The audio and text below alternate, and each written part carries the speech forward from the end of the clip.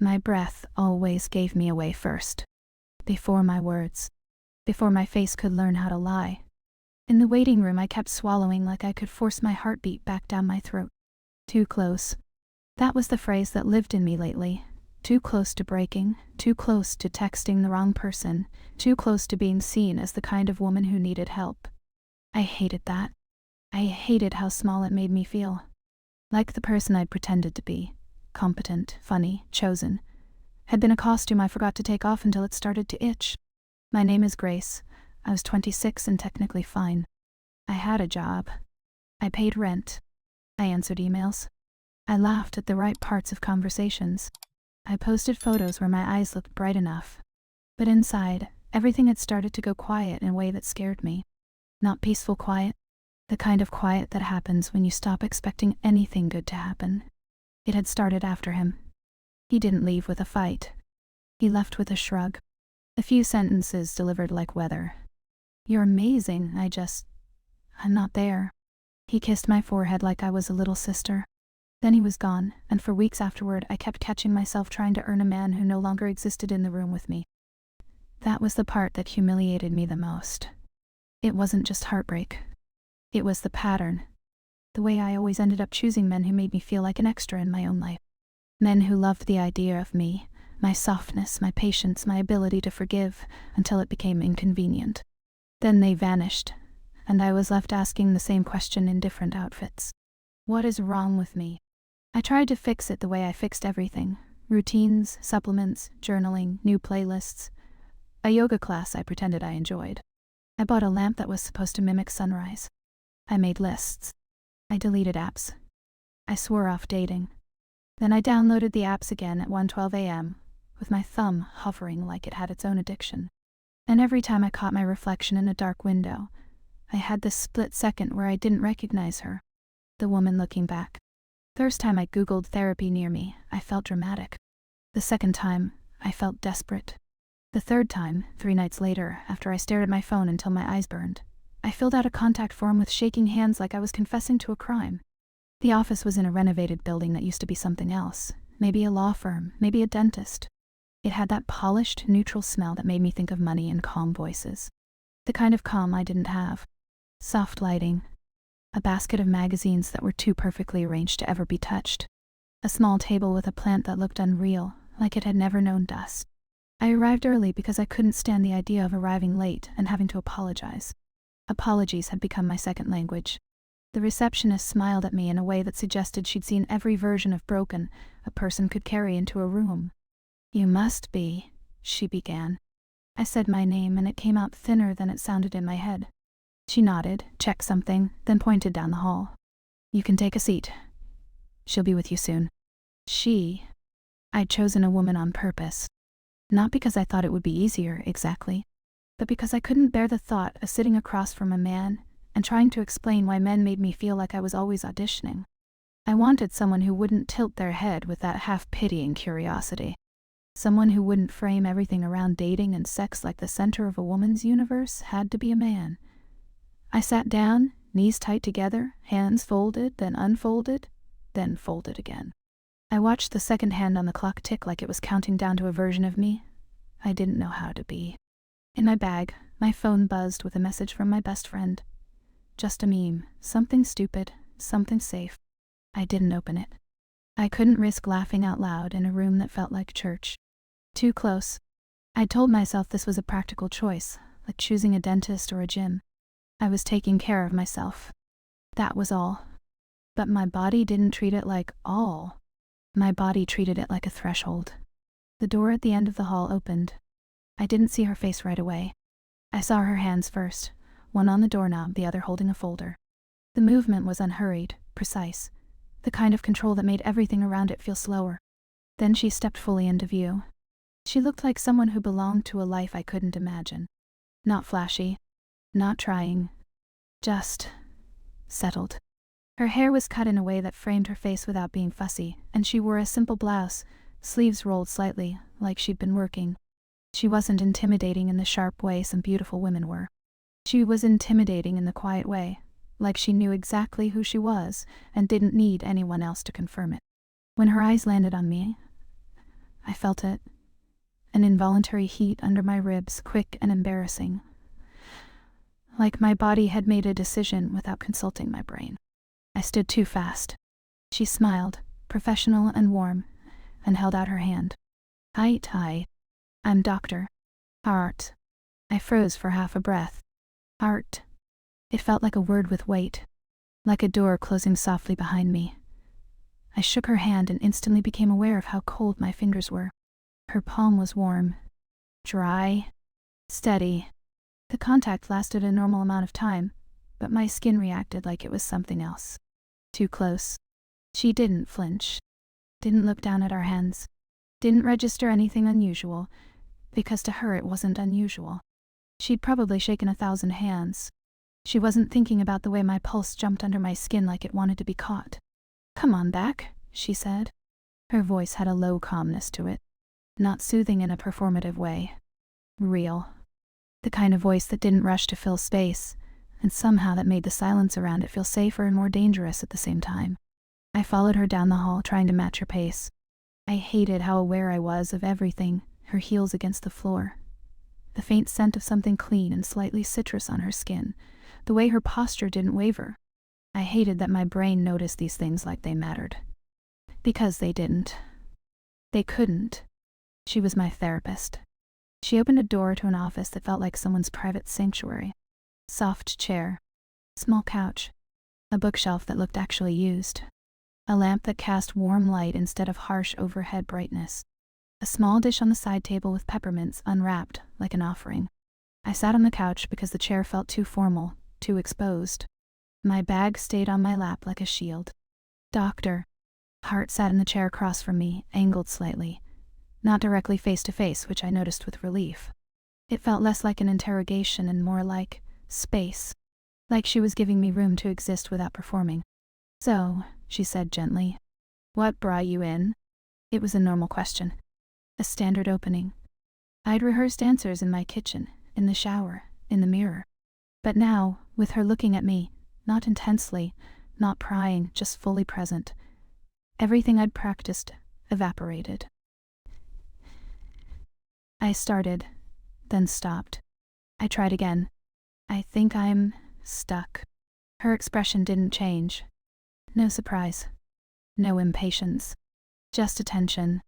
Stuck how? She asked. I stared at the peppermints like they might tell me what to say. My fingers tightened around my bag strap.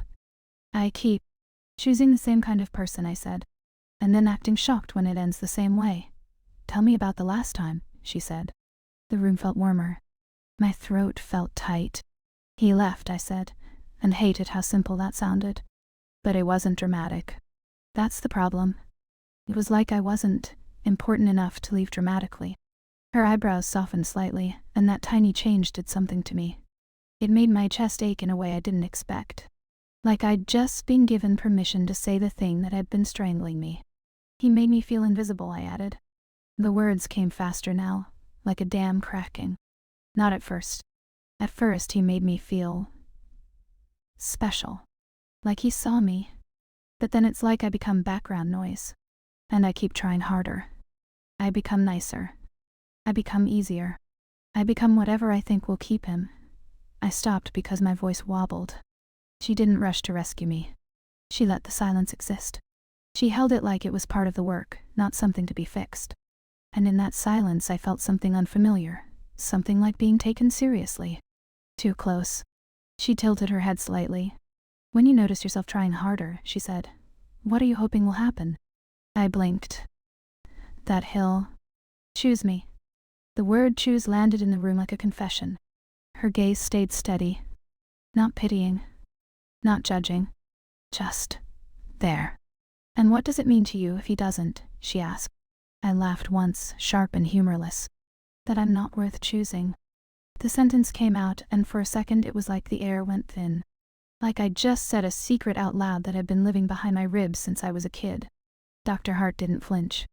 She didn't soften it with platitudes. She didn't say, of course you're worth it, the way friends did when they wanted the discomfort to end. She leaned forward slightly, not dramatically, just enough to signal she was with me. Who taught you that you don't deserve to be chosen? She asked. I swear my whole body reacted. Heat rose up my neck. My eyes stung instantly, like my nervous system had been waiting for that exact question. My hands started to tremble, subtle but real, like I had to clamp down on them to keep them from betraying me. I didn't answer right away. I couldn't, because the honest answer was everyone, in small ways. In 1,000 moments that didn't look like trauma when you told the story but felt like erosion when you lived it. A father who loved me but loved work more. A mother who praised me most when I was easy. Boyfriends who called me low maintenance like it was the highest compliment. I swallowed. I don't know, I whispered. Dr. Hart nodded slowly, like she believed me, and also like she knew there was more. We can take our time with that, she said. Take our time. The phrase made my chest loosen and tighten at once. It sounded like an offer. It sounded like a promise. It sounded like the opposite of every relationship I'd ever had, where time was always running out and love was always conditional. I hated how much I wanted that. Too close. The rest of the session passed in a blur of careful questions and unexpected pauses. She didn't push. She didn't pry. She asked, then waited, and somehow the waiting made me speak more, not less. Like her silence gave my words somewhere to land. When I cried quietly, ashamed of myself, I turned my face away, but she didn't act embarrassed. She didn't hand me a tissue too fast like she needed the crying to stop. She waited until I looked up, then slid the tissue box closer, not like a rescue, just like a fact. I left that first session feeling raw, exposed. Also, this was the part I didn't tell anyone, lighter. Not because my problems were solved. They weren't. But because something in me had been named without being dismissed. In the parking lot, I sat in my car and stared at my hands on the steering wheel until my breathing slowed. I told myself, this is just therapy. This is what it's supposed to feel like. It's not personal. It's not that. But my body didn't care what I told myself. On the drive home, I kept hearing her voice in my head. Who taught you? And I hated that it sounded intimate. Like she'd said it only to me. Like she'd seen something in me no one else had bothered to look for. That week I did what I always did when something threatened to matter. I tried to control it. I looked up articles about therapy boundaries. I searched transference and therapist-client attachment. I told myself it was normal to feel connected to someone who listened. It didn't mean anything. It was just my brain grabbing onto a lifeline. Then I showered and found myself replaying the moment she leaned forward, the calm of her eyes, the way she didn't look away when I admitted I didn't feel worth choosing. My skin prickled under the hot water. Too close. In the second session, I wore a different version of myself. More composed. More witty. I tried to make her laugh. I tried to be the kind of client who didn't cry and didn't cling to silence like it was oxygen. She saw it anyway. Halfway through, after I made a joke about having a type like it was a quirky preference instead of a slow self-destruction, she watched me for a beat and said, "What happens if we stop performing for a second?" My chest tightened so hard it hurt. "I don't know what you mean," I lied. She nodded, as if the lie was expected. "You can keep joking," she said softly. "Or we can talk about what you're protecting." I stared at the rug. Fibers were thick, woven, comforting. I wanted to disappear into it. "I'm protecting myself from being too much," I admitted. "Too much for who?" she asked. I swallowed. Everyone. She didn't argue. She didn't say, "You're not too much." She let the word everyone hang in the air like a heavy coat. And then, this was small, so small it shouldn't have mattered. She crossed one leg over the other, and the movement drew my attention to her hands again. Steady hands. Hands that didn't tremble. Hands that probably belonged to someone's wife. Someone's home. Someone's normal life. She was 48. I knew that because it was on her website. Married 22 years. Also on the website. Credentials. Awards. A photo of her smiling, composed, ethical, unshakable. I'd chosen her because she seemed safe. And now, sitting there with my throat tight and my heart doing ridiculous things, I realized something that terrified me. Safety could be its own kind of danger. Because safety made me want to lean in. In the third session it changed. Not in the obvious way. Not with a touch, not with a flirt. It changed in presence. The moment I walked into her office, I saw her glance up from her notes, and her eyes softened for half a second before she composed herself again. It was quick, so quick I could have imagined it. But my body reacted like it was real. My pulse jumped. My palms warmed. My breath hitched. Too close. She said my name the way she always did, calm, neutral, and yet something in it felt familiar. Like she'd been thinking about me before I arrived. Like I'd been a thought, not a time slot. I sat down, bag in my lap again like a shield I pretended I didn't need. "How was your week?" she asked. I answered with the basics. Work. Sleep. Food. The careful inventory of a person trying to sound normal. She listened and asked, "And emotionally?" I laughed softly. "Still numb," I said. "Where do you feel numb?" she asked. "In my chest," I said without thinking. "Like, there's a glass wall between me and everything." She nodded slowly. "And when did you start building that wall?" I swallowed. The room felt suddenly smaller, like the air had thickened. "I don't know," I said, but my voice sounded thinner than before. She didn't look away. "Can we try something?" she asked. My stomach tightened. "What?" "Just notice what happens in your body when you tell me you don't know," she said. "No judgment, just notice." My face burned. My throat tightened. My hands clenched around the strap of my bag. "I feel stupid," I said quietly. She nodded. "And what does stupid protect you from?" she asked. I stared at her. The question was too sharp, too precise, like she'd slipped a key into a lock inside me. I started. Then I stopped. Because the real answer rose up like nausea. It protects me from wanting. Wanting is dangerous. Wanting makes you reach. Wanting makes you hope. Wanting makes you give someone the power to not choose you. My eyes filled before I could stop them. Dr. Hart's expression didn't shift into pity. It shifted into something else, something like recognition. Something like sorrow. And that was worse. Because sorrow meant she cared. Too close. I blinked hard, trying to regain control. "I'm sorry," I muttered automatically. "For what?" she asked. "For crying," I said, embarrassed. She held the silence for a beat, then said, "Do you notice how quickly you apologize for having a feeling?" The words landed like a hand on my throat. Not a choking hand.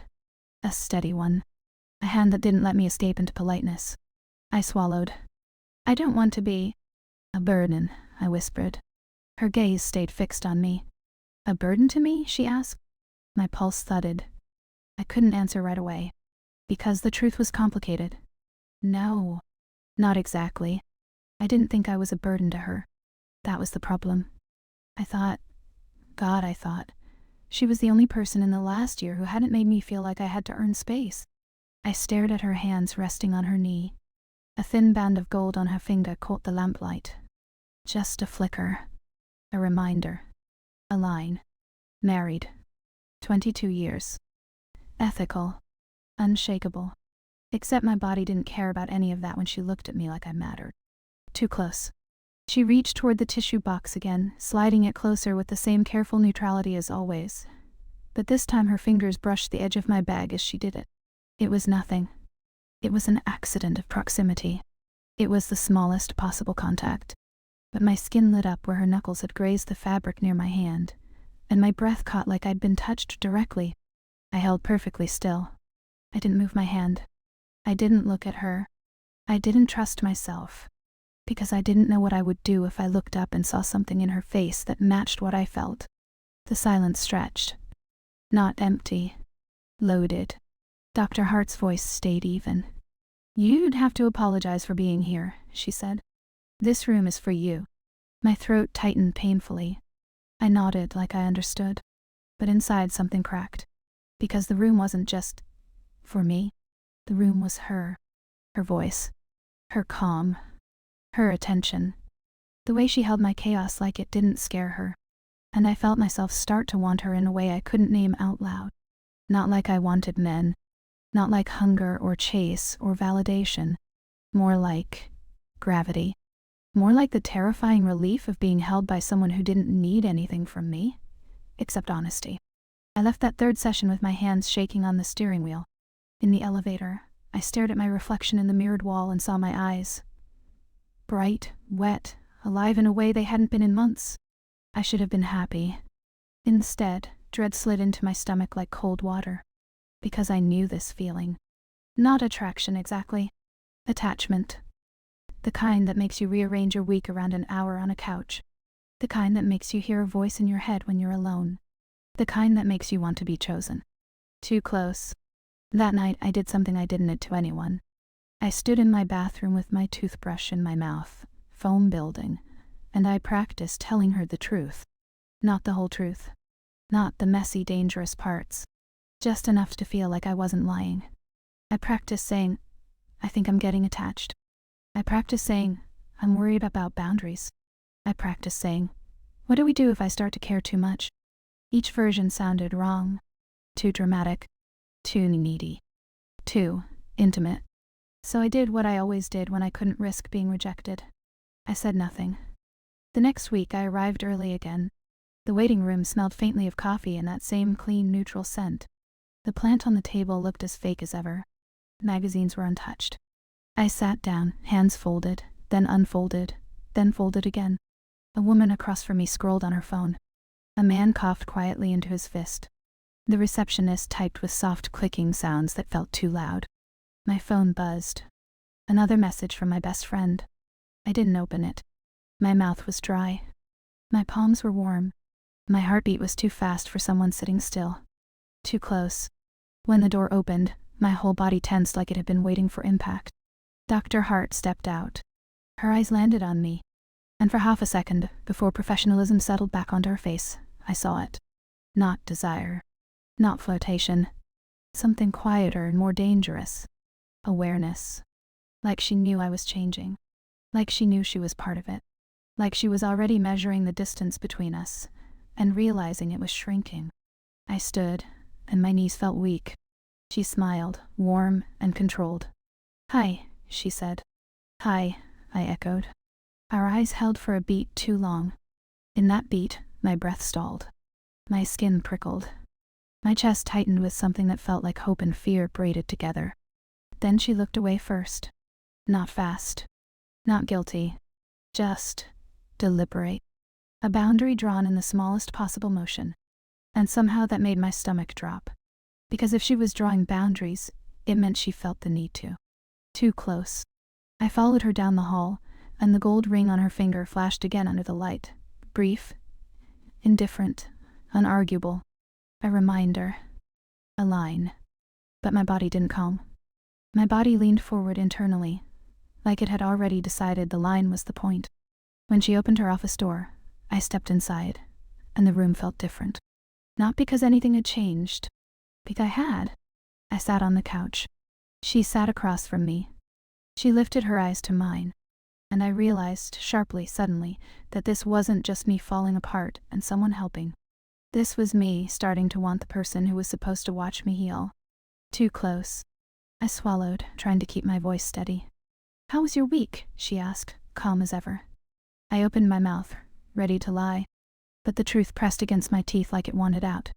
And the worst part was, I didn't know if I wanted to protect myself from it. Or protect her. I told myself I would say it. I would walk in, sit down, and say the safe version of the truth. I'm getting attached. I'm worried about boundaries. I don't want to make this weird. But the moment I crossed the threshold into her office, the words shrank in my mouth like they were ashamed of themselves. Doctor. Hart looked the same as always, composed, measured, calm enough to make my own nervous system feel loud.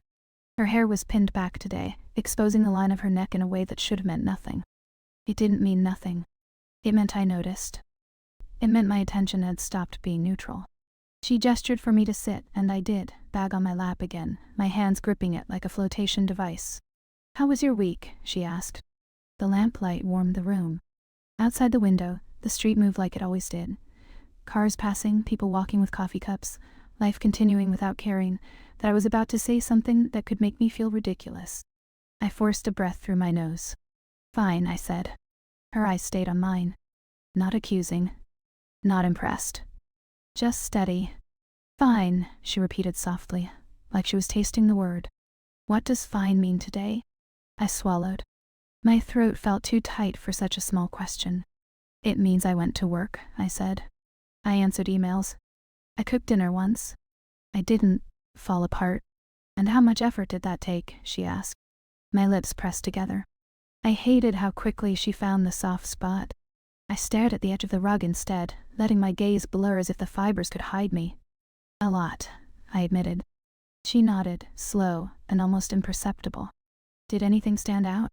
I could have told her about the dream. I'd had it twice now. Not explicit. Not even romantic. Just her presence, her sitting across from me in my kitchen like she belonged there, like my life had space for her. In the dream I reached for a mug, and her hand brushed mine, and my whole body reacted like it was the first honest thing I'd ever felt. I didn't tell her that. Instead I said, I kept thinking about what you asked last session. Her gaze sharpened, subtle, but I felt it. Which part? About who taught me I didn't deserve to be chosen, I said. And the word chosen made my stomach flip all over again. Her posture didn't change. Her voice stayed even. And what came up? Everything came up. My mother's sighs. My father's distracted praise. Every boyfriend who loved me most when I didn't ask for anything.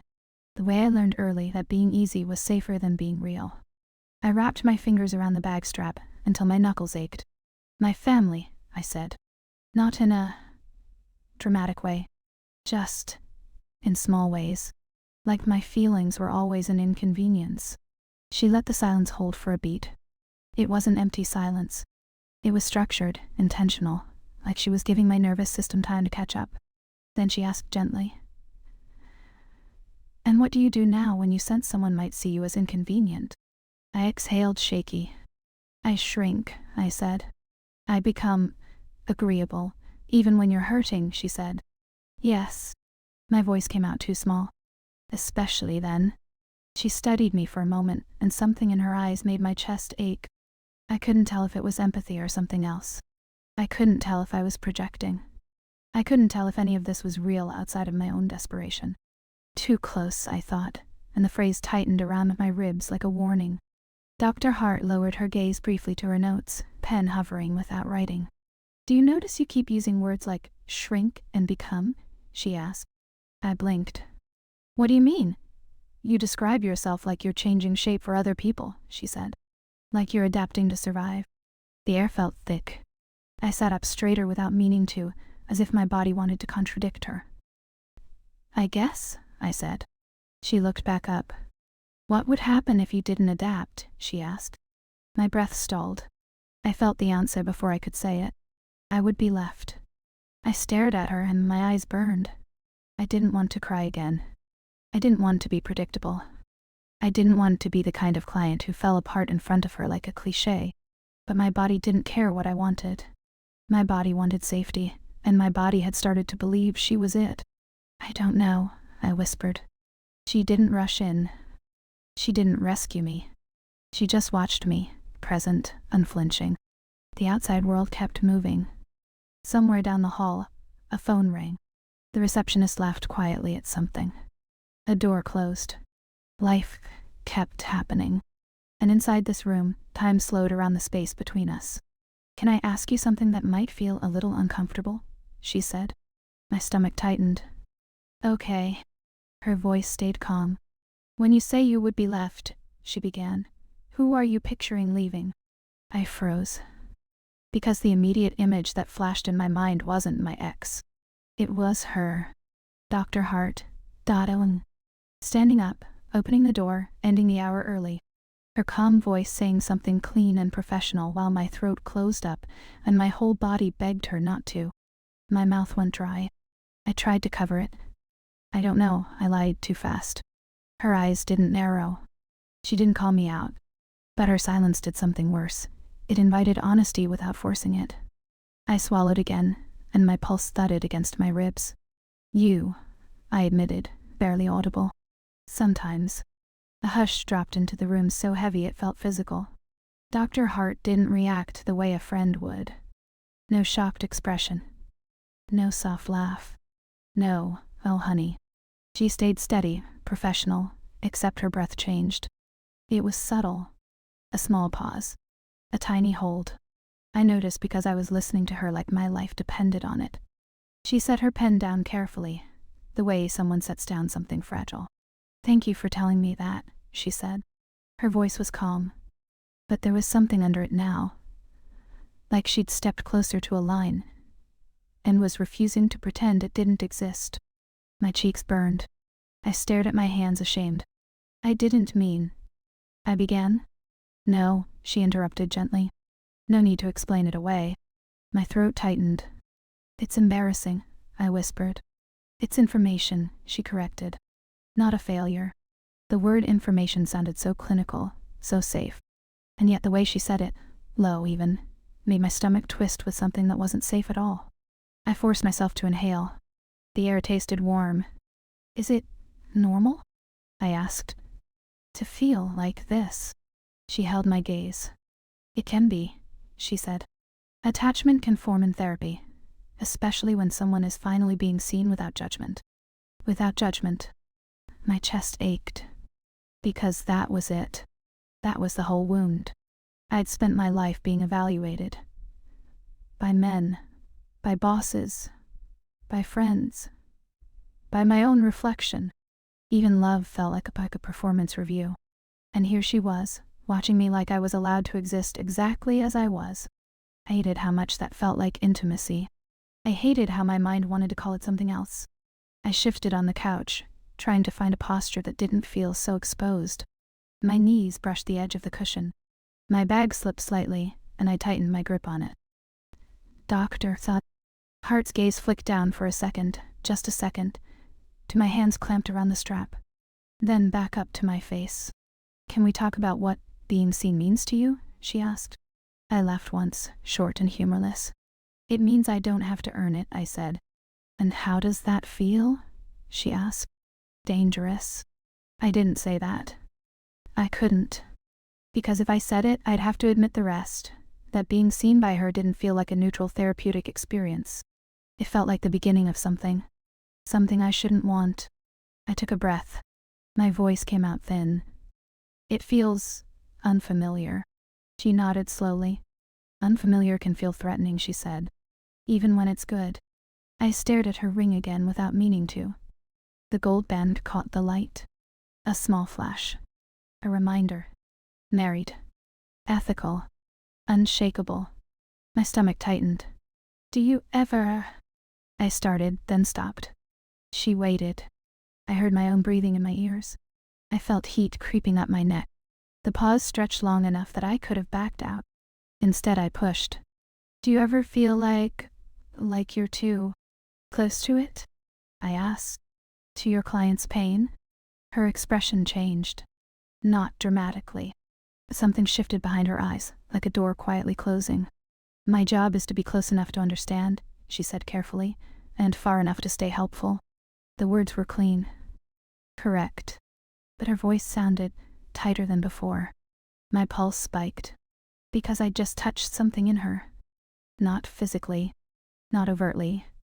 But I'd pressed against the boundary and I'd felt it push back. "Too close," my brain whispered again, except this time it didn't feel like a warning. It felt like a fact. I swallowed, trying to steady myself. "I don't want to mess this up," I said, and the sentence came out rawer than I intended. Her gaze held mine. "What would messing it up look like?" she asked. I shook my head quickly as if I could physically shake off the thought. "I don't know," I said. This is the first time in a long time I felt like someone actually cares what happens to me." The room went quiet again. Outside, a car horn honked faintly. A distant siren wailed and then faded. The world kept moving like it always did. But inside, the air felt charged, like static before lightning. Dr. Hart's throat moved when she swallowed. That's what did it. That tiny human tell. I saw it, and something inside me dropped and flared at the same time, because it meant she wasn't just a calm professional machine. She was a woman with a body that reacted, a woman who heard my words and had to decide what to do with them. She exhaled slowly. "It makes sense that this feels important," she said. "And I want to be very clear about something." My stomach clenched. My hands tightened around the strap. Here it comes, I thought. The polite boundary, the gentle distancing, the reminder that this is therapy and I am a client, and none of my feelings matter beyond analysis. But she didn't say that. She said, "This relationship is here for your healing. That's the purpose. If anything starts to feel confusing, we name it. We don't act it out." The phrase "act it out" hit me like a slap. I felt my face burn. Because some part of me had already imagined acting it out. Not in detail. Not in pornographic fantasy. Just in the simplest possible image, her hand reaching toward mine on purpose instead of by accident. Her voice saying my name differently. Her looking at me like she wasn't paid to. I forced my breath to stay even. "Okay," I said. But my voice shook anyway. "Doctor." Hart's eyes softened slightly. "You're doing something hard," she said. "You're staying present with feelings you've learned to avoid." My throat tightened again. I nodded because if I tried to speak, I might break. She reached toward the tissue box as she always did. The movement was familiar now. Controlled. Neutral. But when she slid it closer, her fingers hovered for a fraction of a second near the edge of the couch, near my knee. She didn't touch me. She didn't even come close enough that it could be called an accident. It was just proximity. And my body reacted like she'd pressed her hand to my skin. Heat flared low in my belly. My breath caught. My pulse jumped. I held still so completely I could feel each beat of my heart like a separate event. She pulled her hand back smoothly, as if nothing had happened. Her face didn't change. But her eyes flicked to my mouth for a half-second before returning to my gaze. I could have imagined it. I could have projected it. But it landed in me like truth. I couldn't breathe for a moment. A thought rose up, sharp and dangerous. She sees it. Not as a concept. Not as a clinical phenomenon. She sees it in my body. And maybe, she feels something when she sees it. My hands trembled. I curled my fingers tighter around the bag strap, trying to anchor myself. Trying to keep myself from leaning forward. Trying to keep myself from saying something I couldn't take back. "I hate this," I whispered, almost against my will. She tilted her head slightly. "What do you hate?" she asked. "I hate that I feel dependent," I said. "Like I'm waiting for this hour all week. Like if you canceled, I would..." I stopped. Shame flooded me. Dr. Hart's voice stayed calm. "You would what?" she asked. I swallowed. My eyes burned. "I would feel abandoned," I admitted. There it was. The ugliest truth. The one that made me feel like a child. She held the silence for a long beat. And in that beat, something shifted again. Not in me, but in her. Her shoulders stayed squared. Her posture stayed professional. But her eyes looked strained. Like she was holding something back. "I want you to hear me," she said softly. "This work can bring up powerful feelings. And those feelings matter. But we have to keep the frame safe." Safe. The word sounded like a door locking. My chest tightened. "Safe for who?" I asked before I could stop myself. The question hung there, sharp and stupid and honest. Dr. Hart's gaze didn't waver. But the muscles in her jaw tightened slightly, like she'd just bitten down on something. "Safe for you," she said carefully. "And safe for me to do my job ethically." Ethically. The word should have cooled everything. Instead, it made my stomach drop. Because it confirmed something I'd been trying not to think. There was something to be ethical about. There was something here that could become unsafe. "Too close," my mind whispered again, only now it sounded less like warning, and more like inevitability. The session ended the way they always ended, her glancing at the clock, her voice steady as she said we'd pick up next time. But I stood up with my body buzzing like I'd been holding my breath for an hour. At the door, she offered the same polite goodbye. "Take care of yourself this week," she said. I nodded, gripping my bag like it was the only thing keeping me upright. "You too," I replied automatically, then instantly regretted it. Because you too sounded personal. Like I cared what happened to her outside of this room. Like I was already imagining her life, her home, her marriage, her private evenings. Like it had anything to do with me. Her expression flickered, barely there. A micro pause. A tiny softening around her eyes that didn't belong to professionalism. Then it was gone. I walked down the hall, past the receptionist, past the other people waiting with their own secret fractures, and into the elevator. The doors closed, and in the mirrored wall, I saw myself. My face flushed, my eyes too bright. my mouth slightly parted like I'd been running. My own body looked like evidence. I pressed the button for the ground floor with a trembling finger. Outside, the street was bright and indifferent. People laughed. Cars rolled through intersections. Someone jogged past with headphones in, completely unaware that my world had tilted in a therapist's office. I sat in my car and stared at the steering wheel until my breathing slowed. And then the thought came, quiet and relentless, tightening around my ribs like a wire. If she really felt nothing, if this was only me, she wouldn't have needed to say the word ethical, like a warning. I started the engine. My hands shook. And as I pulled out into traffic, the world moving around me like nothing had changed, I realized I was no longer afraid of wanting her. I was afraid that she wanted me back, and that she was better at hiding it than I would ever be. I started measuring my weeks in hours. Not work hours. Not sleep. Not meals. Her hour. The space between sessions became its own kind of weather. Something I woke up into. Something I dressed around. Something that moved through my body even when I tried to ignore it. I would tell myself on Monday that I was being dramatic. By Wednesday, I would catch myself rehearsing what I would say to her. By Friday morning, I was already tight with anticipation, like my body knew the clock better than I did. I hated it. I hated how quickly my self-control became a performance. And I hated that the only person I wanted to confess to was the one person I couldn't. Too close, my mind warned. Except it didn't feel like a warning anymore. It felt like a point of contact. Like a fingertip pressed to glass.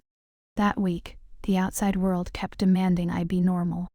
My boss called a last-minute meeting, and I nodded through it with a pen in my hand, scribbling meaningless words in the margins of my notebook. My best friend invited me out for drinks, and I said yes just to prove I still existed in social spaces. A guy from one of the apps messaged me, "You up?" at 12:47 a.m., and I stared at it until my phone dimmed and went black. I didn't answer. Not because I was strong. Because the idea of anyone else touching me felt like trying to speak a language my mouth no longer recognized. On Thursday night, I did something I hadn't done in years. I cleaned my apartment like I was expecting someone important. Not company. Not a date. Just. I needed my space to look like I had my life together. As if Dr. Hart could somehow see my living room from her office. I wiped down counters. I folded laundry. I changed my sheets. I stood over the sink and scrubbed a wine glass that hadn't been used in weeks, my fingers moving too hard, too fast, like I could scrub the wanting out of myself if I tried hard enough. When I caught my reflection in the dark kitchen window, I looked flushed, wired, too close. I went to bed early and still didn't sleep. I lay on my back, staring at the ceiling, listening to the soft hum of the refrigerator, feeling my pulse in my throat like a warning flare. The question that kept looping wasn't even about her. It was about me. Why does this feel like the first real thing? And the worst question beneath it. What does it say about me that I want a woman who is paid to listen? By morning, I decided to do the responsible thing. I would tell her. Not everything. Not the full, dangerous, humiliating truth. But enough. Enough to keep it safe. I arrived early again. The waiting room looked the same. The magazine still untouched. The plant still too perfect. The receptionist still typing softly like nothing in my life was in free fall. I sat down, hands folded, then unfolded, then folded again. My phone buzzed. A calendar reminder. Session at 10, there die. My mouth went dry. Too close. When the door opened, I lifted my gaze automatically. Dr. Hart stepped out. And this time, I knew it wasn't my imagination. Her eyes changed when she saw me. Not for long. Not in a way anyone else would catch if they weren't starving for it. But I caught it. A small softening. A flicker of something that did not belong to neutrality. My breath hitched. My body reacted before my mind could rename it. Then she smiled, professional and warm, and said my name like it was just a greeting. "Hi," she said. "Hi," I echoed, and my voice sounded too thin. Her gaze held mine for half a second longer than it needed to. Then she looked away, deliberate, like she was guiding herself back onto a path. I followed her down the hall with my heart beating too hard in my chest. The gold band on her finger flashed under the fluorescent light, indifferent. A line. A reminder. Married. 22 years. Ethical. But the way her eyes had softened, just that, made the word ethical feel like something you say when you're scared of yourself. Inside her office, the air felt warmer than usual. The lamplight made the room feel insulated from the rest of the building, like we were underwater and everyone else was on land. I sat on the couch. She sat across from me. She picked up her pen and glanced at her notes, giving me that first moment to settle into myself. I didn't settle. My hands were trembling. I pressed them together to hide it, fingers interlaced, nails digging into skin. Dr. Hart looked up. "How was your week?" she asked. I opened my mouth. And then, instead of the safe version, the truth dropped out. "I'd about you," I said. Silence. Not the comfortable kind she usually held. The kind that snaps tight. Her pen paused in midair. Her face didn't change dramatically. But her eyes went still. Focused. "I see," she said carefully. My stomach flipped. Heat surged up my neck. I started. Not like. I stopped. Because every attempt to correct it sounded worse. Too close. Dr. Hart set her pen down with controlled precision, the way someone sets down something sharp. "Say more," she said softly. I swallowed. My pulse was loud in my ears. "I thought about what we talked about," I said, trying to sound normal, trying to rewind. "About being chosen. About shrinking." She nodded once. "And when you thought about me?" she asked, still calm. "What did you notice?" The question was clinical. Responsible. But my body didn't hear it as clinical. My body heard it as, "Tell me." My throat tightened. I stared at her ring again like it could save me. Like it could slap me back into sanity.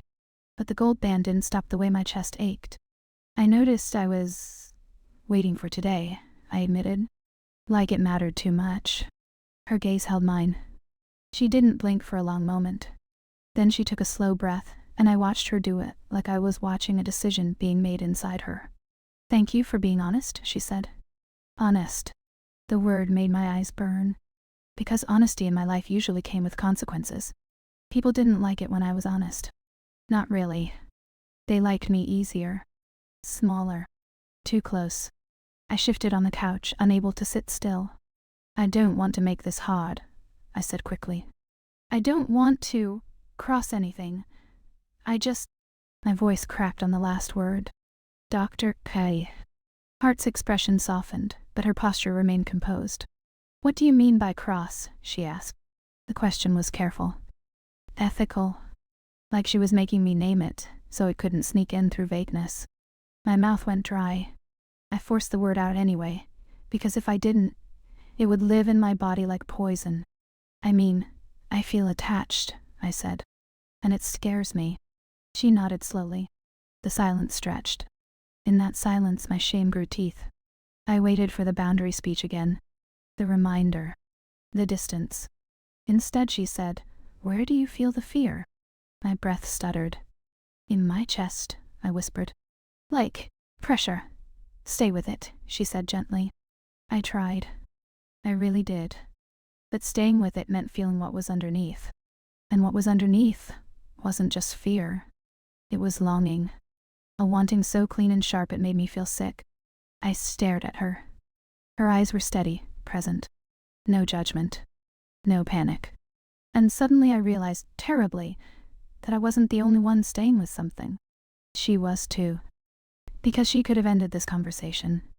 She could have redirected. She could have shut it down with professionalism and policy. But she was letting it exist. That was the shift. Not a touch. Not a kiss. Permission for the feeling to have air. My pulse surged. Too close. I'm not used to someone. I started, then stopped, because the sentence felt too intimate. I tried again. I'm not used to someone holding my sadness like it's not inconvenient. Her eyes softened in that quiet way again. The air between us tightened. And then she did something she'd never done before. She leaned forward. Not dramatically. Not crossing the room. Just enough that her presence pressed closer into mine. My body reacted instantly. Heat pooled low in my stomach. My breath caught. My shoulders tightened as if my nerves were bracing for impact. I didn't move. I didn't dare. Dr. Hart's voice dropped slightly, still steady. "When you say you're not used to being held like that," she said, "what do you want from me in this moment?" The question was a knife. My heart hammered. My hands trembled harder. My mouth opened, and nothing came out. What I wanted was impossible. What I wanted would ruin everything. My career wouldn't implode if someone found out I was attached to my therapist, but my dignity would. My friendships would shift. My best friend would look at me like I was unstable. My mother would make that tight-lipped face she made when she didn't approve, but didn't want to say it. And Dr. Hart would risk everything. Her license. Her reputation. Her marriage. Her entire life built on being ethical and unshakable. And still, my body wanted to lean forward. Too close. My throat tightened painfully. I forced myself to breathe. "I don't know," I whispered. Dr. Hart held my gaze. "That's okay," she said. "But I want you to notice something." My skin prickled. "What?" I managed. She hesitated. It was small. A half-beat. But it was there. And that hesitation cracked something open in me, because it didn't feel like therapist hesitation. It felt like human hesitation. Like she was choosing her words carefully because they mattered to her, not just to her job. "Ink," she said slowly. "You're afraid that wanting will make you unsafe." I swallowed hard. Tears stung my eyes. "Yes," I whispered. "And you're testing whether it's safe to want." "Here," she continued. "Here." The word landed like a pulse. My breath hitched. She sat very still, as if any movement might spill something. I stared at her mouth, then forced myself back to her eyes. Too close. A thought rose up in me, sharp and private, almost like a prayer and a threat at once. Was I about to ruin her life just to feel chosen for once? The question made my stomach turn. I didn't answer it. I couldn't. Because the truth was, part of me didn't care. That part of me was small and starving and furious that I'd always been the one to behave, to be good, to stay in my place while other people took what they wanted and left me with crumbs. And the other part of me, the part that had learned ethics like a religion, was horrified. Dr. Hart's voice stayed quiet. "I need to be clear about something," she said. There it was. The boundary. My chest tightened so hard it felt like it might crack a rib. "I know," I whispered, before she even finished. "I know we can't." She raised her hand slightly, palm facing down, a calming gesture. The movement was controlled. Measured. But it pierced me anyway. "Listen," she said softly. "Please." My breath shook. I nodded. Her eyes held mine. "You are not doing anything wrong by having feelings," she said. "You are not crossing a boundary by naming them." My throat tightened. I swallowed. She continued, careful. "But I am responsible for the boundary," she said. "Even if it's uncomfortable." The last word sounded strained. I felt it like a bruise. Uncomfortable. For her. My pulse spiked. "Why uncomfortable?" I asked too quickly. Instant regret. Her jaw tightened slightly. A micro flinch. The outside world continued moving, indifferent. Someone laughed down the hall. A door clicked shut. A phone buzzed. A car horn sounded faintly through the window. And here, in this room, my question hung like a match held too close to gasoline. Dr. Hart's gaze didn't waver, but something in her eyes looked tired, like she was carrying more than she wanted me to see. She took a breath. Slow. Controlled. Then she said, "Because I can feel how important this is to you." It wasn't the answer I expected. It wasn't a confession. But it wasn't nothing. My chest clenched. My eyes stung. "And," she added quieter, "because it would be easy to mistake intensity for something else." Something else. My skin went hot. My body reacted before my mind could stop it. I leaned forward an inch without realizing it, like my spine had its own gravity. Then I froze. Too close. Dr. Hart watched the movement. Her eyes flicked down, just briefly, to the space between us. The distance. Then back up. The look on her face wasn't desire. Not openly. It was restraint. The kind that takes effort. My breath caught. My fingers dug into my own palm. I forced myself to sit back. She didn't move. But her breathing changed again, shallow for a moment, then corrected, as if she'd noticed and decided not to let it show. That tiny correction did something to me. It made the situation feel real in a new way. Not just me spiraling. Not just me attaching. Her choosing. Her holding. Her containing something. I felt my own self-image shift, just slightly, like a photo being tilted under light. I wasn't a girl begging for scraps. I was a woman capable of pulling another woman toward the edge of her own rules without even touching her. The thought made me dizzy. And ashamed. And, God, strangely powerful. Too close. My voice came out softer. I don't want to be that person, I said. The one who makes you uncomfortable. Dr. Hart's eyes softened again, but her posture stayed firm. You're not making me do anything, she said. You're showing me something true, and we're going to handle it responsibly. Responsibly. The word landed like a locked door. My chest tightened. Because a locked door is still a door. And part of me wanted to press my ear against it just to hear what was on the other side. The session ended with us talking about grounding, about support systems, about how to notice the urge to shrink without obeying it. I nodded at the right moments. I answered questions. I tried to be a good client. But underneath every word, my body was screaming one single unbearable truth. I wanted her to say my name like it mattered outside of this room. At the end, she stood first, as always. She opened the office door, as always. Professional. Controlled. But as I stepped into the hallway, she said my name again, soft, calm. I turned back.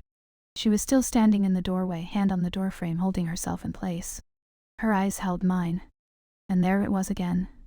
That awareness. Not desire. Not flirtation. The understanding that we were standing near something that could ruin us both. Too close. Her voice dropped slightly. Take care of yourself, she said. I nodded, but my breath wouldn't settle. As I walked away, I felt her gaze on my back for half a second longer than it should have been. I didn't look back again. I couldn't. Because if I did, I had a sudden, terrifying certainty that I would see something in her face that would make me stop walking. And I wasn't sure, honestly, not sure at all, whether I would keep going. The week after that session, I couldn't tell what was worse. The craving, or the shame about it.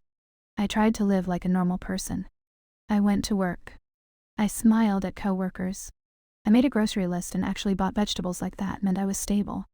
I answered my best friend's texts with emojis and half-truths. But inside, everything circled one thing, the look she'd given me in the doorway. Not longing. Not flirtation. Restraint. And it changed the way I walk through my own life, because once you've seen someone restrain themselves, you can't unsee the wanting they're holding back. Whether it's real or whether your mind is inventing it out of hunger. I told myself to stop. I even tried to do the healthy thing. I went on a date. It was with a guy named Evan who worked in tech and smelled like mint gum and expensive laundry detergent. He was polite. He asked questions. He laughed at my jokes like I was fun to be around.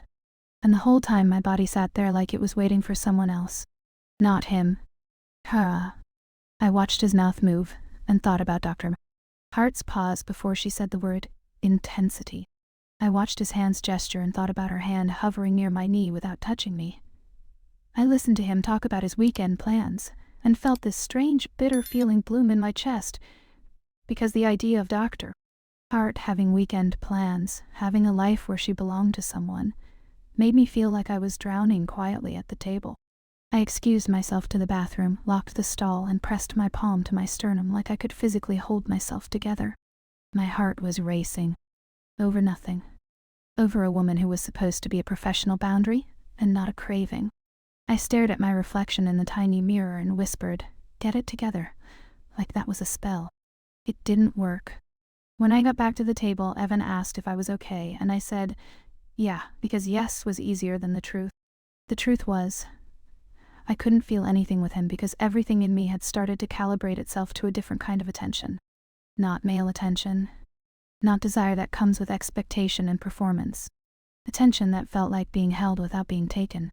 And once my body tasted that, it didn't want to go back. The next morning, I woke up with the kind of headache you get from clenched teeth and unshed tears. My phone was on the pillow beside me like it had been keeping watch. I opened my calendar. 2 days until session. My stomach tightened. Too close, my mind said. Only now it sounded like a plea. The day before the session, I did something reckless in the smallest possible way. I emailed her. Not a confession. Not a love letter. Not anything that would get me thrown out of the practice. Just a question. A safe question. I stared at the blank email for a full 10 minutes, my fingers hovering over the keyboard, my throat tight. Then I typed, "Hi doctor.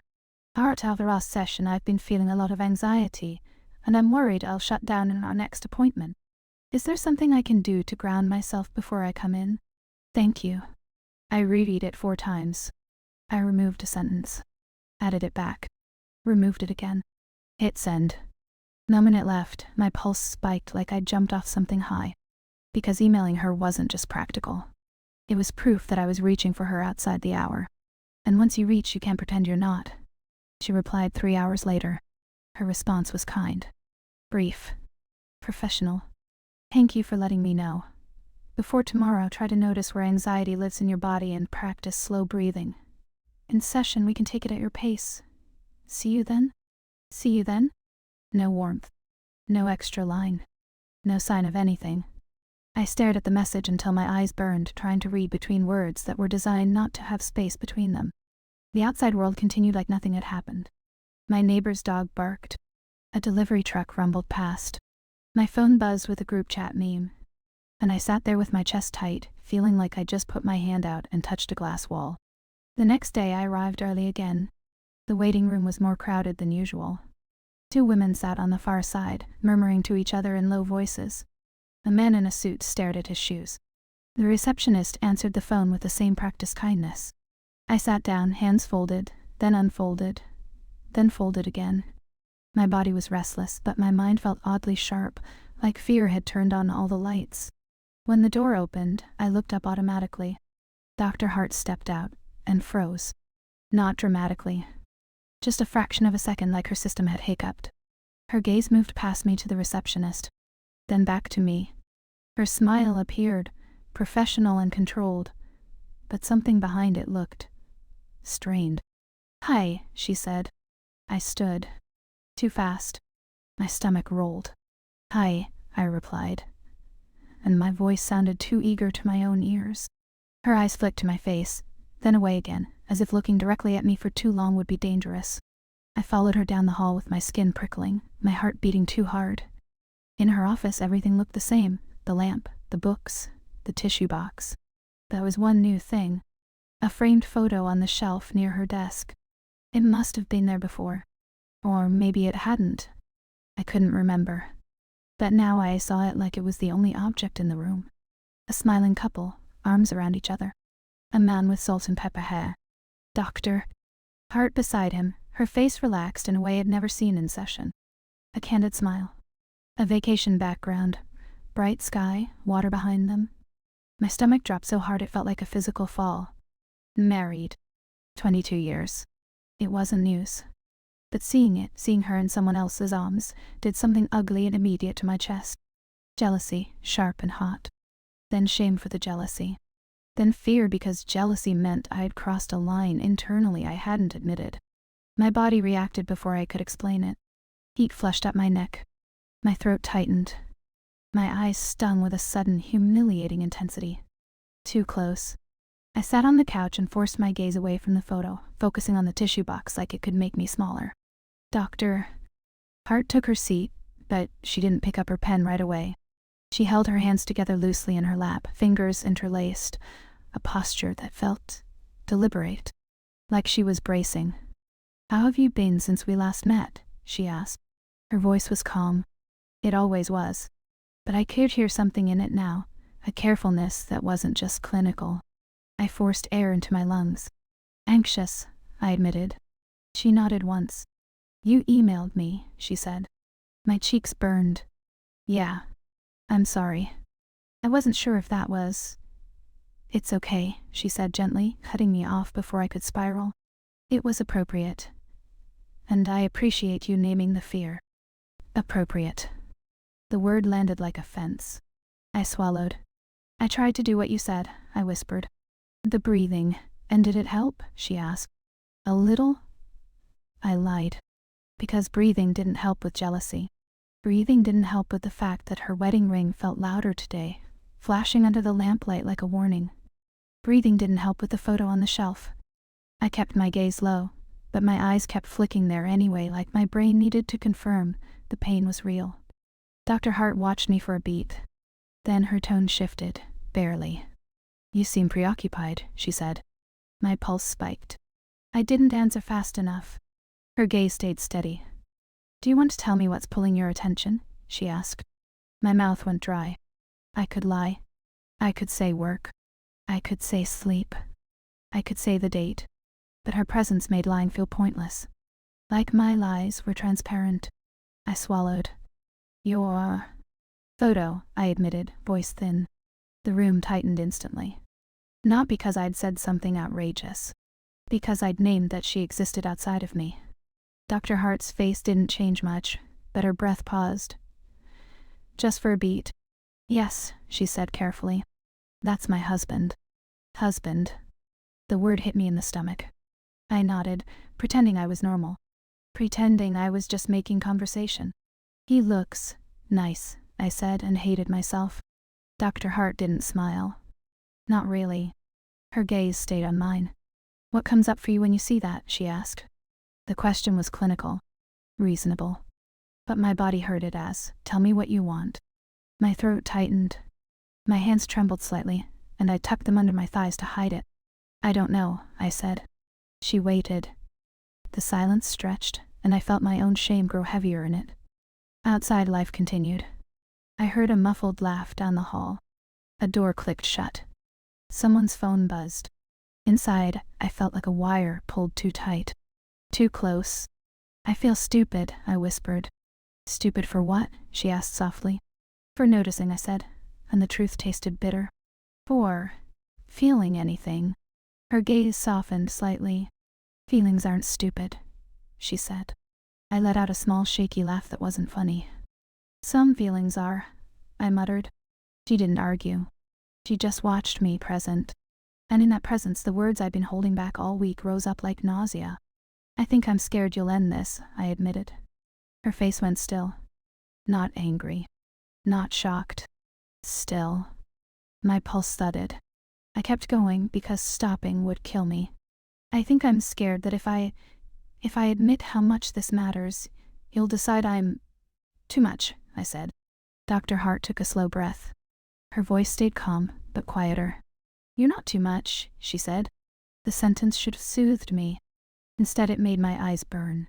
Because no one had said it like that before, without trying to soften me into something easier. I swallowed hard. "Then why does it feel like you're farther away today?" I asked, and the question came out sharper than I intended. A mistake. A small confrontation that I couldn't pull back. The room went silent. Dr. Hart's jaw tightened slightly. Her eyes held mine. And for the first time since I'd started seeing her, I saw something in her expression that wasn't just warmth or calm. I saw effort. Like she was holding herself inside a shape that was starting to hurt. "I'm not farther away," she said carefully. "I'm being mindful." Mindful. That word. That careful, ethical language. My stomach dropped. "Because of me?" I asked before I could stop myself. Her gaze didn't waver. "Because of the dynamic," she said. The dynamic. Another fence. But fences don't get built unless something is trying to cross. Too close. I stared at her, breathing shallowly, and something inside me fractured again. Undeniable. Irreversible. I wasn't just a client who felt attached. I was a woman who wanted her therapist, and I could feel that wanting start to shape the room. I could feel it making her careful. I could feel it making her restrain herself. That was power, in the worst possible way. It made me sick. And it made me feel seen in a way that terrified me. Dr. Hart's voice stayed even. "I want to check in with you," she said. "When you notice me being mindful, what story do you tell yourself?" I swallowed. Throat tight. "That you're pulling away," I said. "That I did something wrong." "And what does wrong mean here?" she asked. My breath hitched. "That I want something I'm not supposed to want," I admitted. "There." I said it. Not explicitly. Not romantically. But it was clear. The room felt like it had shifted a half-inch off its foundation. Dr. Hart held the silence longer than usual. Her eyes stayed on me, unblinking. Then she spoke, and her voice sounded slightly lower. Wanting is not wrong, she said, but acting on certain wants can be. My pulse surged. My hands clenched under my thighs. Acting. Word landed like a door and a key. I stared at her mouth, then forced myself back to her eyes, ashamed. I'm not asking you to act, I said quickly. I'm not God, I'm not trying to. I know, she said, gentle but firm. I believe you. Belief. It softened me for a second. And that softness was dangerous because softness made me want to reach. Too close, she continued, measured. But part of my role is to notice when something is shifting, she said, and to make sure we handle it safely. Safely. Again. The word sounded like a lock turning. My chest tightened. So what happens now? I asked, and I hated how small my voice sounded. Doctor. Hart's eyes held mine. Her hands stayed still in her lap, fingers interlaced as if she was anchoring herself. We keep naming it, she said. We keep it in the room, we don't turn it into something else. The phrase something else hit me like heat, because part of me wanted it to become something else so badly it hurt, and part of me was terrified of what something else would cost. My dignity. Her life. Her marriage. Her work. Everything. The outside world kept moving. A car horn sounded faintly through the window. Someone's heels clicked past the door. The receptionist's voice rose and fell on the phone. And I sat on the couch feeling like I was holding a match in my hands with nowhere safe to put it down. Dr. Hart's gaze softened again, but there was tension behind it now, like compassion with teeth. Can I say something? She asked. My pulse jumped. Okay, I whispered. Her voice stayed calm. I think part of what's happening, she said slowly, is that you're experiencing being held in a way you've always wanted. And your nervous system wants to turn that into certainty. Certainty. My throat tightened. And when you can't have certainty, she continued, you look for proof, like the photo. My cheeks burned again. So I'm, what, making this up? I asked, defensive without meaning to be. No, she said quickly, gently. No. You're feeling something real. I'm saying your mind is trying to make the feeling mean something it doesn't have to mean yet. Yet. The word slipped in. My breath caught. Did she mean yet like time? Like possibility? Or did she mean yet like she was carefully avoiding something and would never allow it? My body reacted, heat low in my belly, pulse racing, breath shallow. I held still, terrified my face would show how my brain snagged on a single word. Too close. Dr. Hart's eyes flicked over my face like she noticed the shift in me, like she saw the way one syllable had landed. Her jaw tightened slightly. And then, this was the first time, it looked like she regretted what she'd said. A micro-expression. A tiny tightening around her eyes. My stomach dropped. Because regret meant she was monitoring herself in real time. Regret meant she was afraid of what could happen if she let a sentence be too human. Regret meant the boundary was under strain. I swallowed hard. I don't know how to do this, I admitted. I don't know how to feel something without trying to turn it into a guarantee. Dr. Wayne. Hart's voice softened. That's what we work on, she said. And then her gaze flicked, just once, to the clock. Not in a rude way. In a way that felt like she was suddenly aware of time as a constraint. Like she was suddenly aware that this hour had edges, and the edges mattered. My chest tightened again. Are we okay? I asked quietly. She held my gaze for a long beat. We're okay, she said. But the way she said it, calm, controlled, didn't feel like reassurance. It felt like containment. It felt like a woman keeping a lid on something. The session ended with her suggesting we talk next week about the frame and support outside therapy. Practical phrases. Responsible phrases. I nodded like I understood. But my body was vibrating with something I couldn't name cleanly. At the door she paused. Just a moment longer than usual. Her hand rested on the doorframe again, holding herself there like it took effort not to step closer. She looked at me fully this time. Not soft. Not distant. Just real. And in her eyes I saw it. Not desire in a romantic way. Not longing. Concern. And something else underneath it that looked dangerously like reluctance. Reluctance to let this continue. My breath caught. See you next week, I whispered. She nodded. Yes, she said. Then quieter, almost like she couldn't stop herself. Take care of yourself. I walked down the hall on legs that didn't feel fully mine. In the waiting room, the same people sat with their own private storms. The receptionist smiled at someone else. A woman laughed softly at a text. The man in the suit stood up and adjusted his tie. The world kept moving. I stepped outside, and the cold air hit my face like reality. I sat in my car and stared at the steering wheel. My hands were shaking. And the tightest part of me, the part that had always survived by shrinking, whispered something I didn't want to admit. She's preparing to leave. The thought didn't come with relief. It came with a tightening, like a rope pulling around my ribs. Because if she left, it wouldn't just be therapy ending. It would be proof. Proof that even here, especially here, wanting too much makes you lose the very thing you needed. Too close. And this time, the phrase didn't sound like a warning. It sounded like the last moment before something breaks. I knew something was wrong the moment I walked in. Not because she looked different, she didn't. Dr. Hart was still composed, still precise, still dressed in that quiet, expensive simplicity that made the room feel calmer than my body ever could. But she didn't offer the small softness anymore. No flicker. No half-second of human warmth before the professional mask. Her eyes met mine and slid away like contact itself had become a risk. My stomach dropped so hard I almost turned around. I sat anyway. Bag on my lap. Hands folded, then unfolded, then folded again.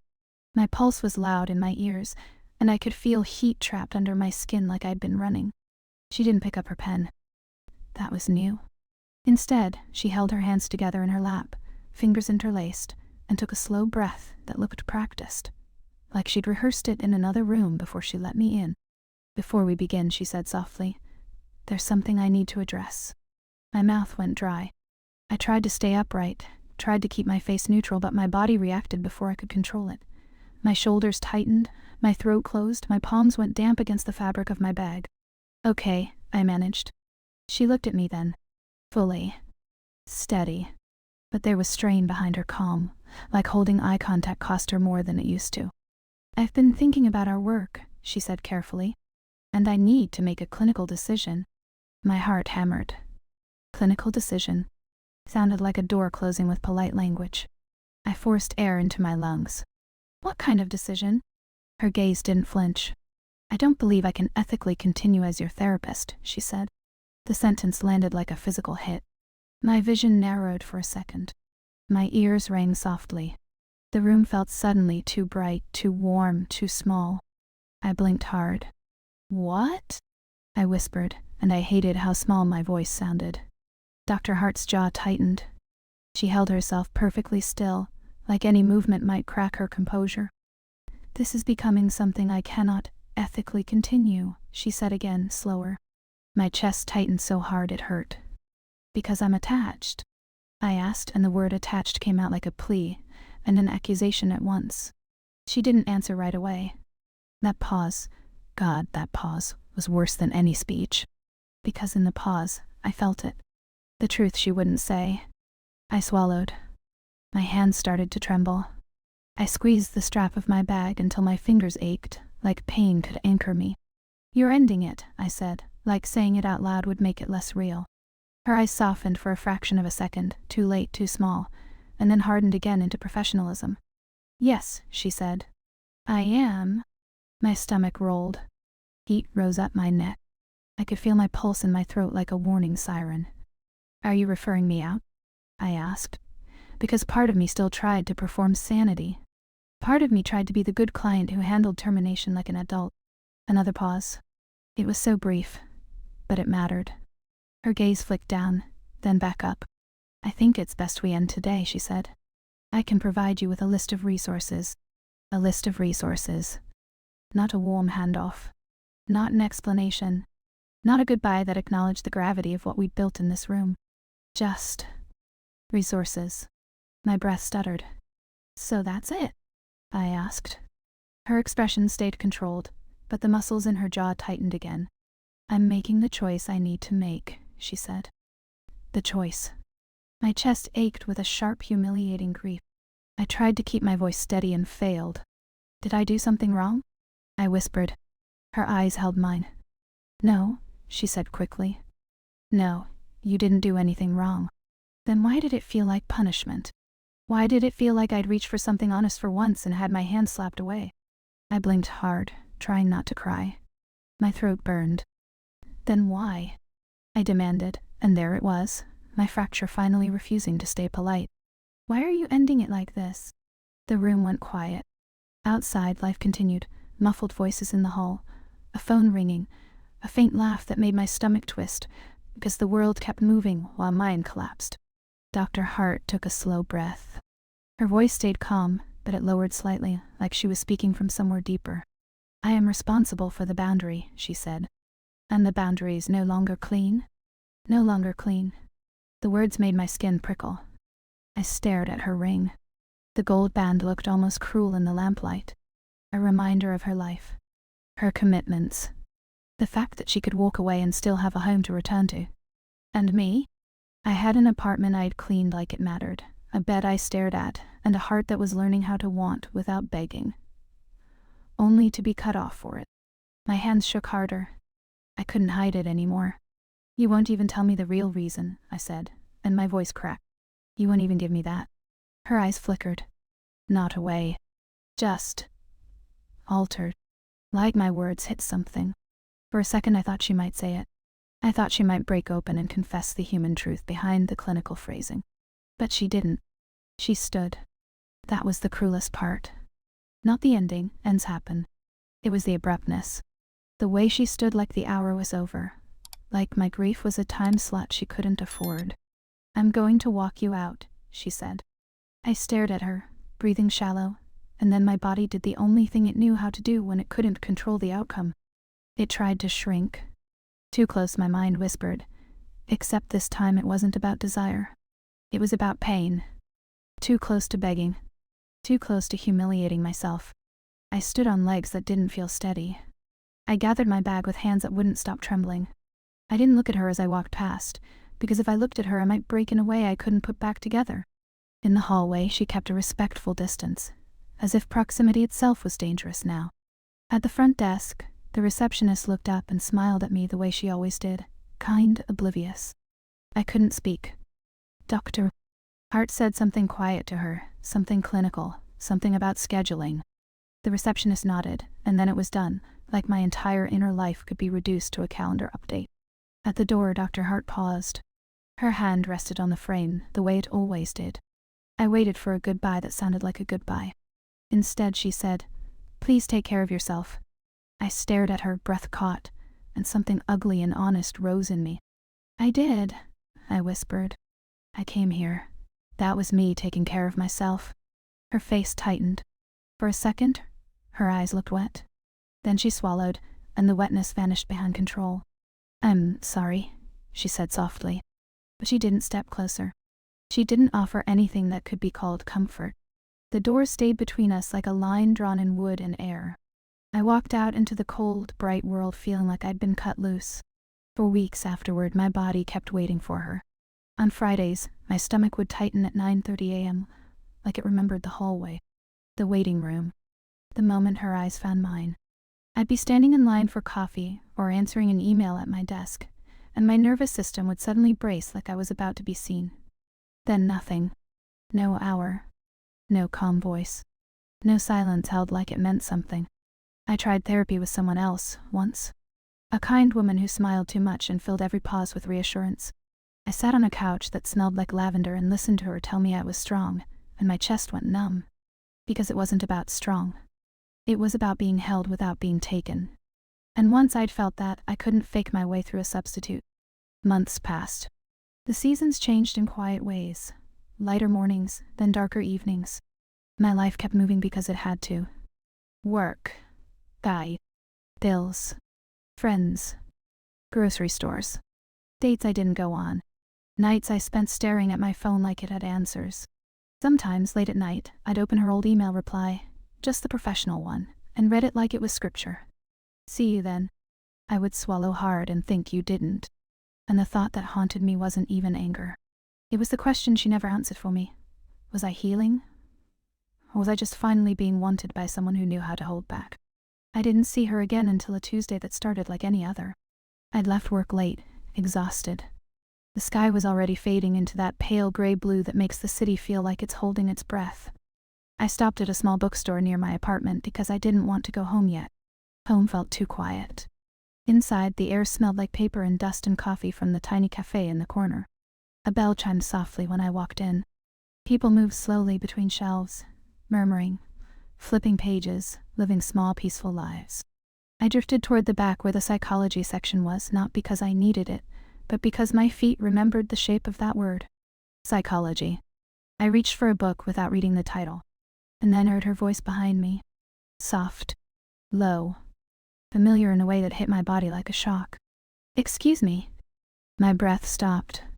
I didn't turn immediately, because turning felt like stepping into fire. I forced myself anyway. "Doctor."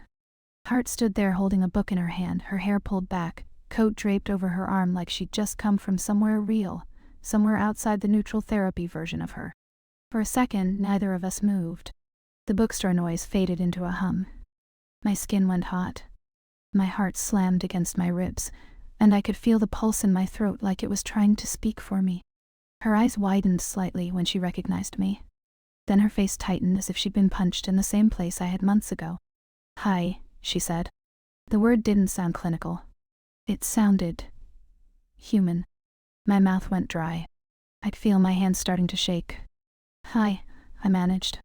We stared at each other in the narrow aisle between shelves like we were trapped in a scene the universe had written for maximum damage. Outside, cars passed. Somewhere in the store, someone laughed softly. A barista called out an order. The world kept moving. And I stood there with my entire past vibrating under my skin. "I didn't think I'd see you," she said quietly. My laugh came out sharp, bitter. "You made sure of that." Her jaw tightened. "I did what I thought I needed to do," she said. The old anger flashed in me, hot and immediate. "You ended it like I was contagious," I whispered. Her eyes flickered. Pain crossed her face, real pain, not therapist empathy. "I'm sorry," she said again. But this time it sounded like it cost her. I swallowed hard. My throat burned. "Did you end it because of me?" I asked, voice trembling. "Or because of you?" The question hung in the air between us like a blade. She didn't answer right away. Her breathing changed, shallow for a moment, then steadied, like she was fighting for control. "I ended it," she said finally, voice low, "because I was starting to look at you differently." My whole body reacted. Heat surged up my neck and into my face. My breath caught. My knees went weak. The shelf beside me felt suddenly necessary, like I needed something solid. Different. I stared at her, heart racing. "So you did feel it," I whispered. Her eyes held mine, unflinching now. "I felt something," she said. And I hated myself for it. The honesty slammed into me. It was what I'd wanted for months. And now that I had it, it terrified me.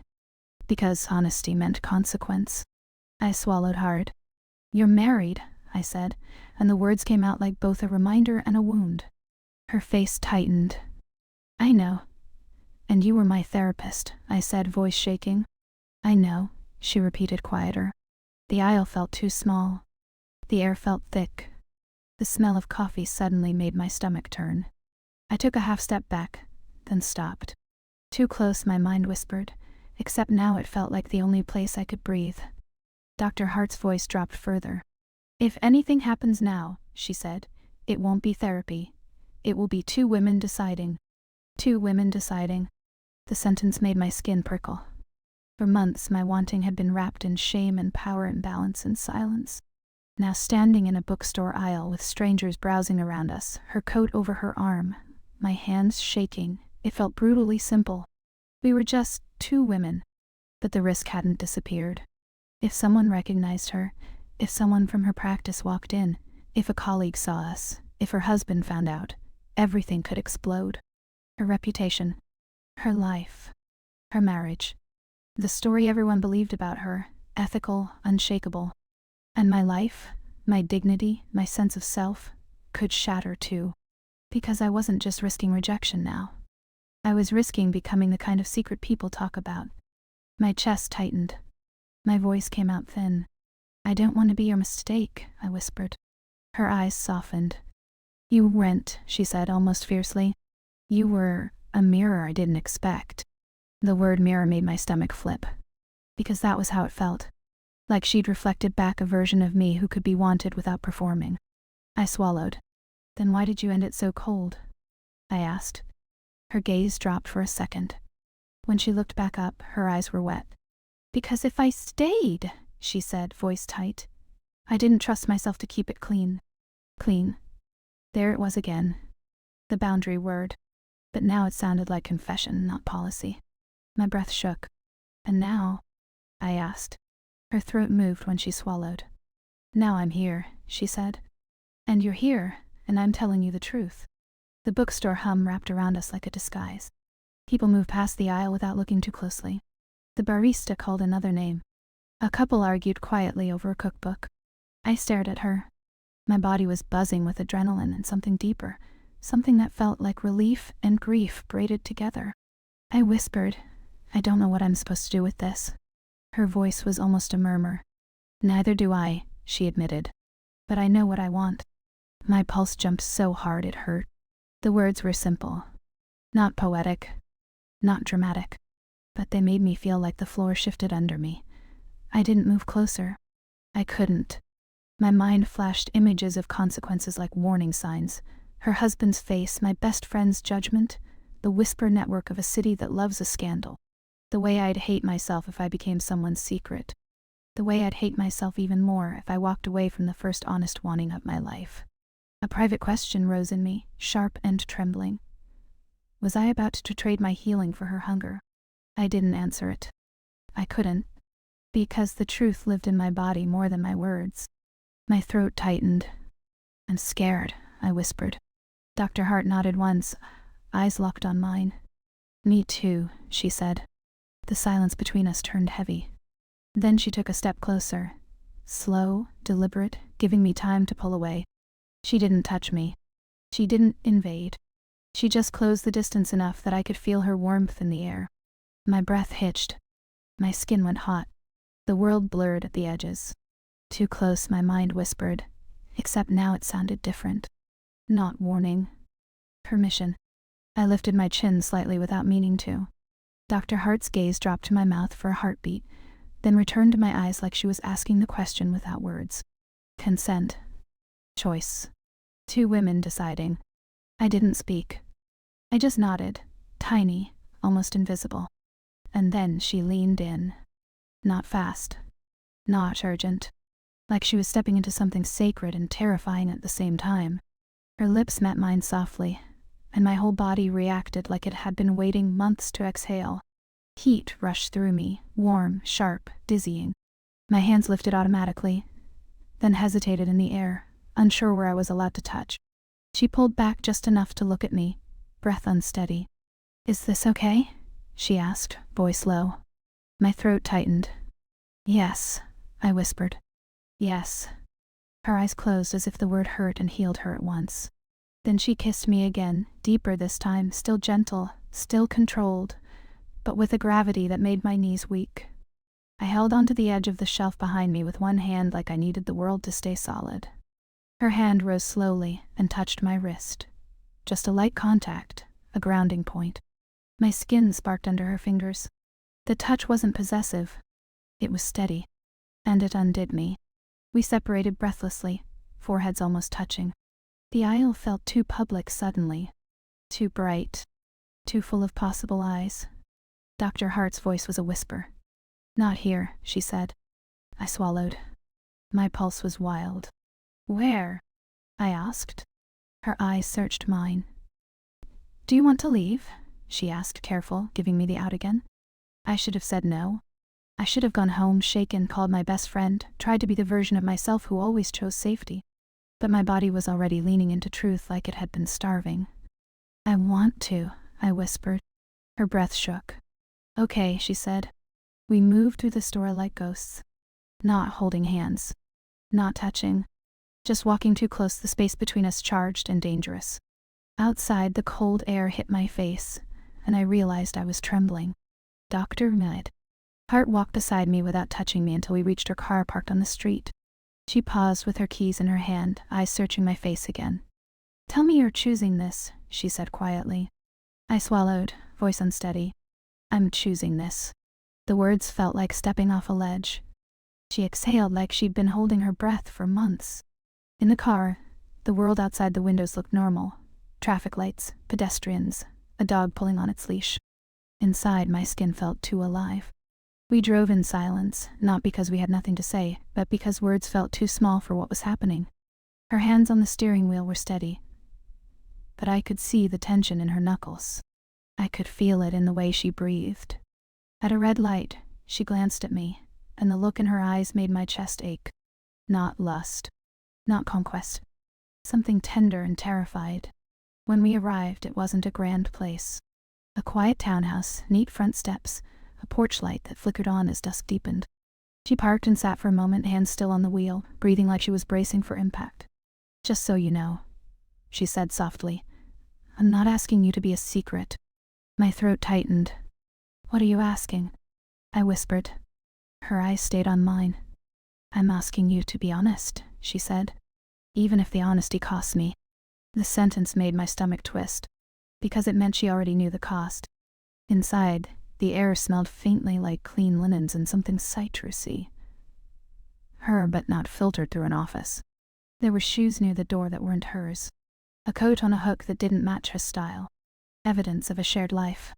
My pulse spiked again. Married. The risk was everywhere. We stood in the entryway too close, breathing unsteadily. "Dr. Run." Hart lifted her hand slowly, giving me time to step back. Her fingertips brushed my cheek with a tenderness that made my eyes sting. A simple touch that said, "I see you as a person, not a problem." I leaned into it without thinking. My body made the decision first. She kissed me again, gentle, then deeper, slow enough that I could feel each second of consent unfolding. I tasted coffee on her breath and something faintly bitter, like she'd been holding herself together all day. My hands found her waist, then hesitated, then settled there. Careful, like I was learning how to touch without begging. She pulled back slightly, forehead against mine, breathing hard. "If we do this," she whispered, "we're responsible for it." I swallowed. I know. And I did know. I knew this wasn't clean. I knew there would be consequences. But in that moment, with her hands on my face like I mattered, responsibility didn't feel like punishment. It felt like adulthood. It felt like choosing. We moved without rushing, guided by breath and hesitation, and the quiet tremor of decision. No frenzy. No urgency to prove anything. Just two women letting the truth have a body. When she led me down the hall, her hand in mine for the first time, my chest tightened with something that felt like grief and relief at once. We paused at a doorway and she searched my face again. "Still okay?" she asked. My voice was a whisper. "Still okay." The room was dim, warm, soft. And when we came together, it wasn't about taking. It was about surrendering the parts of ourselves that had been clenched tight for too long. Her kiss was slow and heavy, like memory turning into present heat. My skin felt electric under her touch, and I felt myself dissolve in small, trembling pieces, not into lust, but into something frighteningly close to being chosen without conditions. I don't remember every detail. I remember warmth, breath, the sound she made when she let herself stop controlling it for a second, the way she held my face like she was trying to memorize me, the way my own body finally stopped performing and simply existed. Afterward, we lay in the dim quiet with the world still moving outside the window, cars passing, a distant siren, life refusing to pause for our moral reckoning. Dr. Hart stared at the ceiling like she was listening to a verdict in her own head. I turned my face toward her, heart pounding softly now, not frantic, just alive. She blinked slowly, then looked at me. Her eyes were wet. "I shouldn't have let this happen," she whispered. My chest tightened. "Then why did you?" I asked quietly. Her voice cracked just slightly. "Because I didn't want to keep lying about what I felt," she said. The words hit me harder than the kiss. Because it meant she'd been fighting herself longer than I'd been fighting mine. Silence settled between us. Heavy, honest. Then she turned onto her side, facing me, and the look on her face wasn't romance. It was consequence. "I need you to understand something," she said softly. This doesn't erase what happened in the room. My throat tightened. I know, I whispered. And I can't pretend it doesn't change me, she said. I stared at her, breath shallow again. What happens now? I asked. Her jaw tightened. She looked away for a second, then back at me. I have to live with what I did, she said. And I have to live with what I ended. The sentence chilled me. Ended. A cold, sharp echo of the day she cut me loose. I swallowed hard. Are you saying? I started. She interrupted gently. I'm saying the ethical rupture already happened, she said. When I ended your therapy without the care you deserved. That was the failure. My chest ached. She reached for my hand and held it, thumb brushing my knuckles like a small apology. And if we continue, she said, voice low, it has to be clean in a different way. Honest. No hiding behind roles. My breath shook. And your husband? I asked, voice barely audible. Her face tightened. Pain crossed it. Real. I can't answer that tonight, she whispered. But I won't keep living two lives. The words should have comforted me. Instead, they tightened something around my ribs because I won't keep living two lives sounded like the beginning of an ending as much as it sounded like truth. I stared at our hands linked together, skin against skin, the simplest proof that something irreversible had happened. Too close, my mind said one last time. Only now it sounded transformed. Not too close to ruin. Too close to truth to ever go back. Doctor? Hart leaned her forehead against mine, eyes closed, breathing unsteady. This is real, she whispered as if she needed to hear herself say it. I swallowed. My voice was quiet. So is the cost, I said. She nodded, a small, pained motion. We lay there in dim light, not asleep, not speaking, listening to the world move outside like it didn't care what we'd just chosen. And I realized I saw myself differently now. Not as the woman who shrinks to be kept. Not as the woman who performs to be tolerated. But as the woman who can be wanted, and still demand truth. A thin, trembling kind of power. A dangerous one. The night didn't solve anything. It didn't absolve us. It just made the feeling undeniable. And in the quiet afterward, I couldn't tell if my heart was breaking or finally waking up. One line kept looping through me, soft as breath, sharp as consequence. Some doors only open once. Was this healing, or was it the first honest thing I've ever wanted? If you've ever stood at the edge of a choice that could change you, tell me what you would have done. Leave a comment, and if you want more confessions like this, subscribe.